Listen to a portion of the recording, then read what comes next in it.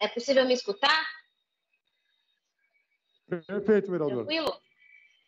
Tá ótimo. Bom, primeiramente, queria falar que foi muito fundamental a iniciativa aqui da Câmara da gente fazer, né, de forma online, porque, de fato, a gente está chegando num nível da pandemia que é aterrorizante. Gostaria de lembrar aos meus colegas que, infelizmente, no dia de ontem, a gente atingiu a marca de 1.726 falecidos e falecidas pela pandemia do Covid-19. Isso é um número recorde, é quase 2.000 pessoas, é um número absolutamente fora de controle, fora de ordem, né? Lembrando que aqui no Brasil a gente teve um aumento de 11% nos óbitos, enquanto teve uma redução mundial de 6%. Quer dizer o quê? Quer dizer que, infelizmente, o nosso país está na contramão do mundo e está tendo um aumento brutal do número de casos. Nesse sentido, queria falar que é importante a Câmara de São Paulo dar o exemplo e colocar que, se é possível fazer as coisas de forma remota, que se faça. Agora, é muito, muito lamentável que o governador João Dória tenha tido a opção, tenha tido a escolha de fazer uma fase vermelha mais ou menos, de fazer uma fase vermelha de mentirinha, porque o que a gente percebe que é isso que acontece. Se usa, né, a desculpa, o pretexto da defesa pela educação para manter as escolas abertas, só que eu questiono isso. Eu questiono isso, presidente e vereadores, porque se tivesse um interesse maior pela educação pública, se iria ter feito durante o ano passado inteiro reformas nas escolas para que elas, enfim, sejam adequadas para a circulação, para que tenham maior circulação de ar. Teriam sido feitos novos contratos com o pessoal de limpeza. O que o vereador Toninho falou é verdade. Tem escola que está 3 pessoas na limpeza para uma escola com mais de 20 salas.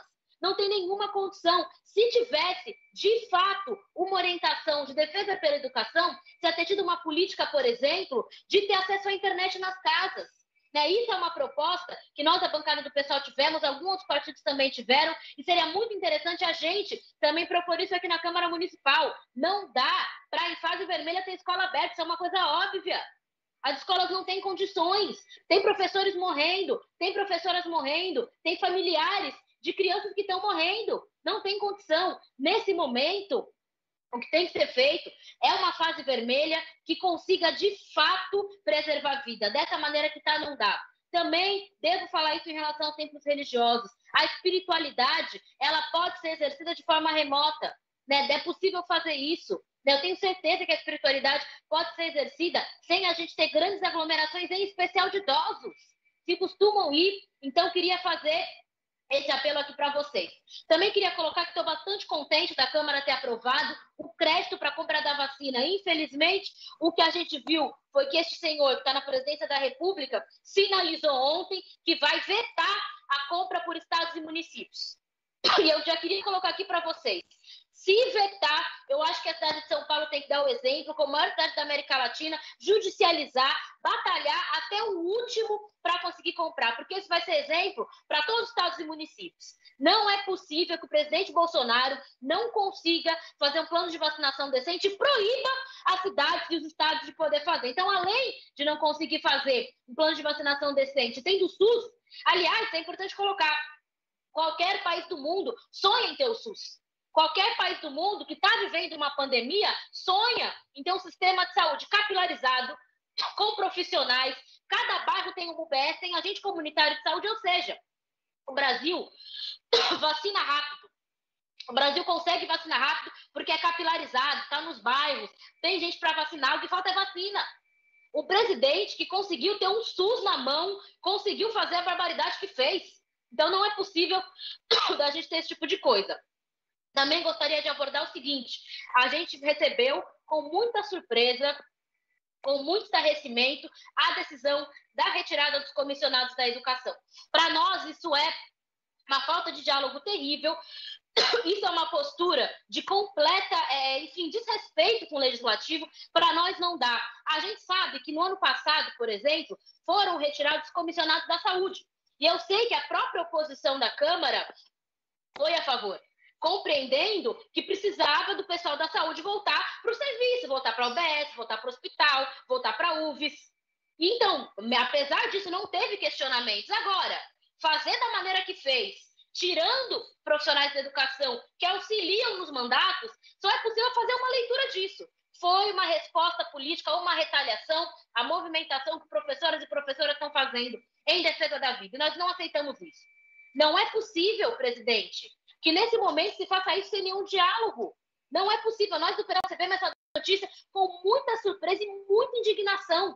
E não tem como não pensar que é uma retaliação. Nesse momento que os professores e professoras estão sendo corajosas, enfrentando uma gestão negacionista que gosta de falar que é diferente do Bolsonaro, mas que na prática está fazendo a mesma coisa. Não adianta chegar na coletiva de imprensa e falar mal do Bolsonaro se mantém as escolas abertas e se não dá dinheiro e investimento para educação. Na prática não é nada diferente. Então o que está acontecendo? E ainda por cima retira como uma forma de retaliação política. Então para a gente não dá. Para a gente isso é impossível, a gente quer que suspenda, a gente quer que se abra o diálogo. Nós gostaríamos de falar com o presidente, com o executivo, para a gente conseguir entender e reverter isso que aconteceu. Porque começar dessa forma não dá. Né? Então não dá para a gente fazer desse tipo. Presidente, reiterando, para nós é muito necessário ter o lockdown, ter uma fase vermelha com possibilidades das pessoas de fato ficarem em casa. Isso quer dizer vacina, isso quer dizer políticas de renda, isso também quer dizer políticas de trabalho. Estou apresentando agora, vou protocolar hoje, gostaria que os colegas vereadores apreciassem, um PL de auxílio aos microempresários e pequenos empresários da cidade de São Paulo. É um momento de calamidade pública, é um momento que a prefeitura tem que dar esse apoio, então gostaria também que isso fosse apreciado na casa. A gente não quer que as pessoas sejam obrigadas a ficar em casa sem elas terem uma contrapartida do ponto de vista de política econômica. Então, a gente acha que, principalmente o pequeno comerciante, que é o que menos fatura e o que mais emprega, que ele tem um apoio da Prefeitura de São Paulo. É isso, gostaria que apreciasse esse PL, vou passar o código no grupo de vereadores e repito, nós do pessoal estamos com a expectativa que se reverta essa retirada do pessoal de educação dos gabinetes. Não é possível essa postura. Essa postura significa falta de diálogo, para nós é terrível. Vereador, para a conclusão, vereadora Janaína, pelo comunicado de liderança. Vereadora Janaína. Vereador Suplicy, pelo PT. Suplicy, comunicado de liderança. Senhor presidente Milton Leite, a Câmara Municipal hoje recebeu um ataque